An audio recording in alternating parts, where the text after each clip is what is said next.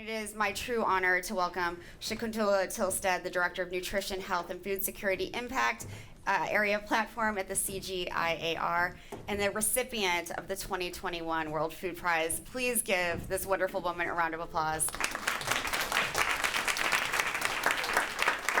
So nice to see you. Thank you so much for having me. Oh, I'm so glad you're here. You're somebody I obviously know, but I admire you so much. So it's so great to have you here. I'm wondering if you can quickly talk about what the data are showing us about hunger and malnutrition globally. It's not the greatest picture, is it? No. And with the last Sophia report, the 2024 report, I think even though we knew things were not going well, right, and there were many challenges to where we should be moving towards, first with the COVID and then with the wars and unprecedented climate changes, right, for example, in Africa, we didn't really expect those values we saw in the Sophia report. And I think many of us were quite sad about it. Yeah. And then we know that many are working towards making it better, but we aren't seeing great movements. It is, and the SOFI report is the state of food insecurity that the UN Food and Agriculture Organization puts out every year. Yeah. And it didn't paint the best picture. And you're right, we've been through all these crises, and that's not helping the situation. And I like to work out in the field. Right. I work a lot in Africa, I work a lot in Asia. And when you go to the villages and talk to people, there's a lot of concern about what they pay for food. So affordability is a big problem. And not only in Asia and Africa. Last week, I taught one day at the University of Copenhagen, and talking to students, they tell you about the cost of food and how difficult it is to be able to follow the recommendations that are given for and now it's just not healthy, but also to take into consideration sustainability. And young people do want to take into consideration. They really do want to, but it's not that easy for them to do. No, and I'm glad that you brought up, college campuses across the world. Hunger is often a big issue there, but when we're talking about the Global South, these issues are particularly severe because people are living on the brink. One missed meal, one missed rain can really make their whole lives. And if you talk to women out in the field with children, they have aspirations for their children, and they, I would nearly say, instinctively know that if you feed a child well, that this child is going to grow up to be healthy and will perform better at school, will perform better at work. So it's difficult. Yeah, you bring up the question of women, and they make up at least 43% of farmers all over the world, but they are so often overlooked in extension policies and development policies and the funding and finance that goes to agriculture. How can we change that? Well, I'd start at another place. I'd say let's start with young women and let's give them the possibilities and give them the skills, the experience, the knowledge, so that they can move the needle. And now we see, even with technologies, that there is a discrepancy as to how it's reaching young men and reaching young women. Yeah. So I'm not saying forget those who are already past the stage of learning or in school, but we do have a great opportunity to jump if we would focus on the youth and focus especially on young women. I love that, because often we look at those two populations sort of, oh gosh, how are we going to deal with the young people? How are we going to deal with women who are undereducated? But if you look at them as an opportunity, it really shifts the whole dialogue. It's an exciting time. I'm wondering if you can talk about some of the new measures to monitor health in food and agriculture systems. I know that's something that you're deeply interested in, and then what these new innovations are and how they can help us make better decisions. Well, there's a lot of thinking and a lot of work around what's new and what can we do that's new, as I said, with the data technologies and now with AI.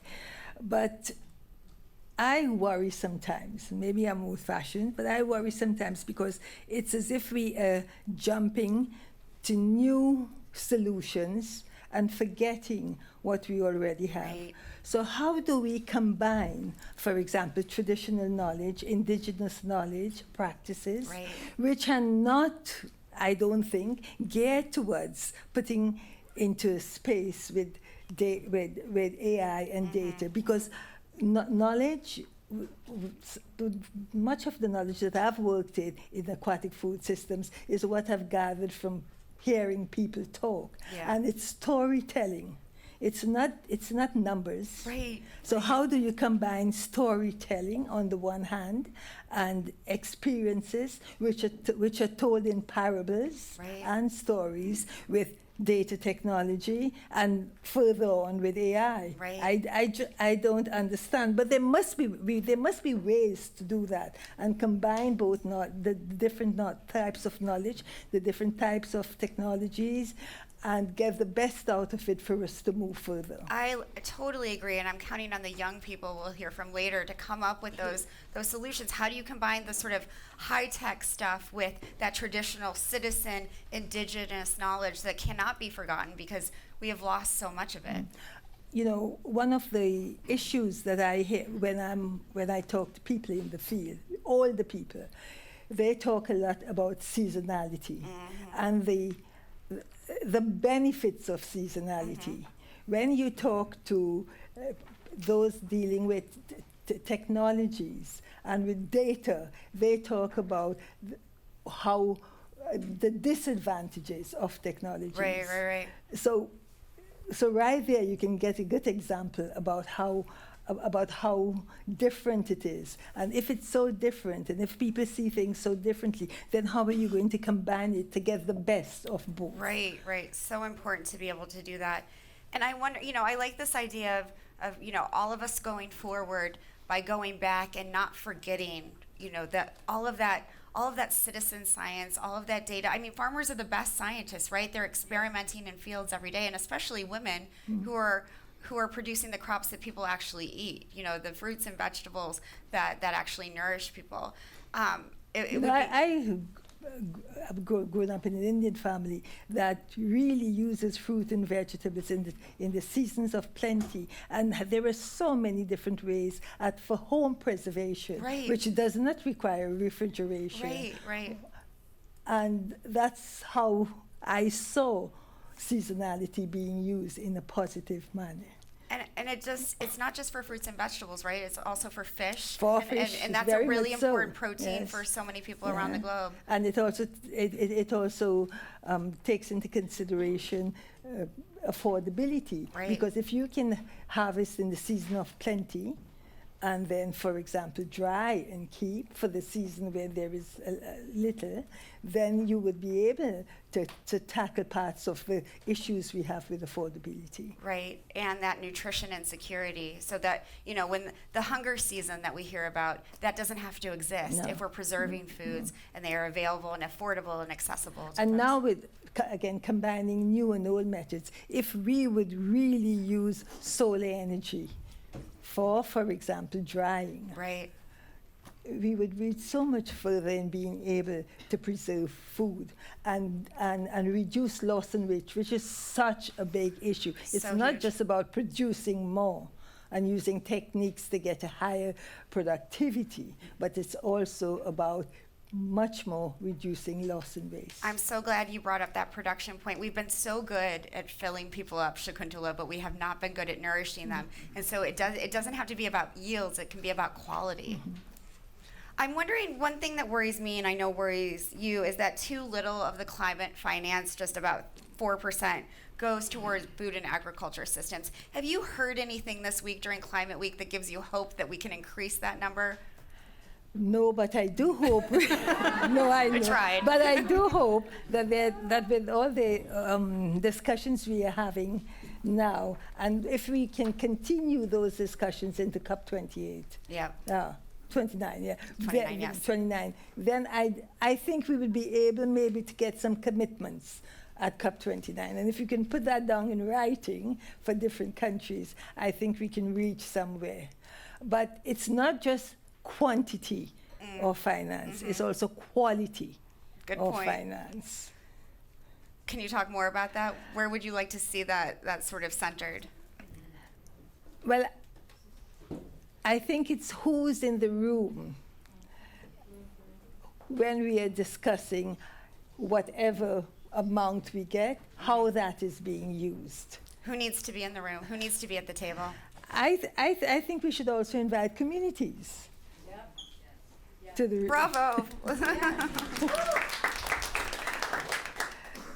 Yeah, they are left out of these conversations. Yes, and we even have the techniques. You don't have to be physically together. We have the techniques where we can have policymakers listen and talk with community members. Yeah, so little of that is happening, and I think policymakers are scared, right? They don't actually want to hear from communities. So I think, the farmers' movements that are taking place across the globe, like La Via Campesina and others, are such sort of advocates for that, getting farmers into those conversations and making sure that they're heard. And if policymakers think that they must, they have to report to governments, and government officials think only about the term of which they have voted in, then we are missing out on many of the opportunities that we need to think long term and to take into consideration the benefits we can give to people to whom it matters. Absolutely. Politics is getting in the way of that long-term thinking that will really nourish, people and the planet. So you asked me about measures and how we can move with this. So if we had measures that go beyond or also include other values. For example, if we had measures that value the young child growing up and what it means to having a good nutrition, what it means, for example, for cognition and school performance, and later for work performance, and this intergenerational benefits that you have. We don't have ways to measure that in a way that people understand the value, and that then you can have policymakers and politicians being aware of this value and paying attention to it and wanting to move further with it. Yeah, it's a cultural shift, right, to have those values sort of honored and recognized and those values valued, right? Yeah. You mentioned COP29, which is coming up in November, and I know many people are not going to Azerbaijan, but I think it's important to keep the momentum that has happened over the last 4 or 5 years and getting food and agriculture at the center of these discussions. Are you hopeful about what could happen there? Yes, Danny, I am. Because if you would just take, 5 years ago, we did not think we could get that combination of climate and food. Right. And we have. And we had the commitments last year. Right. And it's written down in paper, and it's written very clearly that there is a link between climate and food. Right? So I do think we have to keep at it. What else do we have? Do we want to give up? No, we can't give up. So we just have to move further and make sure we bring more people on board and bring also different ways of looking at the issues. Yeah, absolutely. And breaking down those silos, which Evan talked about. I wonder. No, I'm very positive after the declarations we had last year, and when we started in 2007 trying to get this integration, and I think we've reached far. We have reached really far. Thanks to people like you, thanks to people like Evan, we have gone really far in raising food and agriculture. We have that foundation to stand on now at these the UN climate change conferences that happen every year. It's hard work. It's such hard work. I mean, you've been doing it, so long. We have all been trying to figure out how to get those conversations going. I wonder if you have a call to action to this room. This is the end of Climate Week. people are, have learned so much. They've probably gotten angry about so much. But what do you want to leave them with? Well, I think it's not just, I was a week ago, or more than a week ago, in Kigali at I saw you, yes. at the African Food Systems Forum. And yes, I know we talk about how much it costs individually, globally, to get together as a community and the different voices, the very many people. But I do think that the advantages outweigh the and what we want to get and what we are getting by working together and being together, just talking and listening to each other. I think that's extremely positive. I do too. That was a wonderful conference in that way, because there were so many people from and there were so many young people. So many young people, and farmers, and farmers groups, and fishers, and others working on these things. It was really exciting. So I agree with you. So everyone, I think that's a good call to action, to get together, to talk to one another, to talk to people who don't agree with you. I also think is very important. Thank you so much. It's always an honor to see you. Thank you.